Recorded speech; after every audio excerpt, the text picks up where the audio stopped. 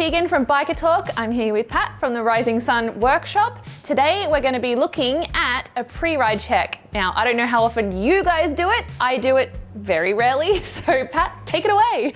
Pre-ride checks, super important. You should be doing them pretty much every time you ride. Okay. But what I'm going to do today is take you a lap around this DRZ 400, and I'm going to show you all the elements of the bike that you should be looking at before you go on your ride. Okay, so the first thing that we're going to check is your tires, keeping in mind that air expands when it gets hot. So we try to check our tires before we ride. On the side of our tires, we're going to have a small arrow. That's called a tread wear indicator.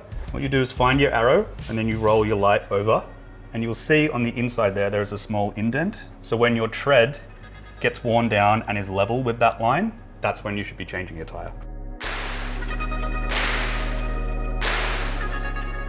First check that I would do would just be to check the slack adjustment here, making sure that it's not too loose and it's not too tight. While you're on the chain, you're checking for any rust spots or any obvious signs of wear.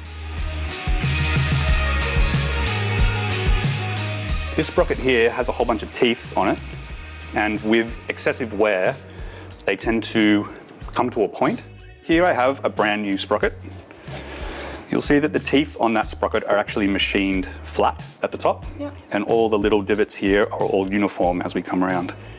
This one is particularly worn. You can see this point that it's worn into, all the way to something like this. This is a front sprocket. If it stabs you back, then you've got a worn sprocket. So you would slide your fingers along, and if you feel a big ridge at the end, the rotor is actually worn. That means the pad is actually worn down into this steel. So if we're running our fingers across here and we don't feel a ridge, then the rotor is still in good condition. Right up against the rotor, you will see the pad section. We have a backing plate and we have brake pad material. As you ride, these get quite dirty and it can be quite difficult to differentiate between what is pad and what is backing plate. That's the backing plate and that's the pad. Okay. See what I mean? So there's a line for full, a line for low. So you should be anywhere between these two with your brake fluid.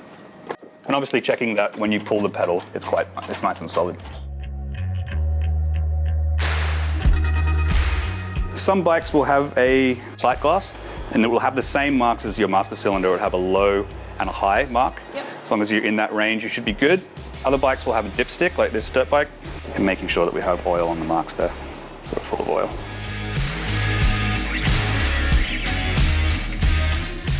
Making sure that we have plenty of fluid in top here. You just crack that open only when the bike is cold, and you'd be checking for fluid in the top there.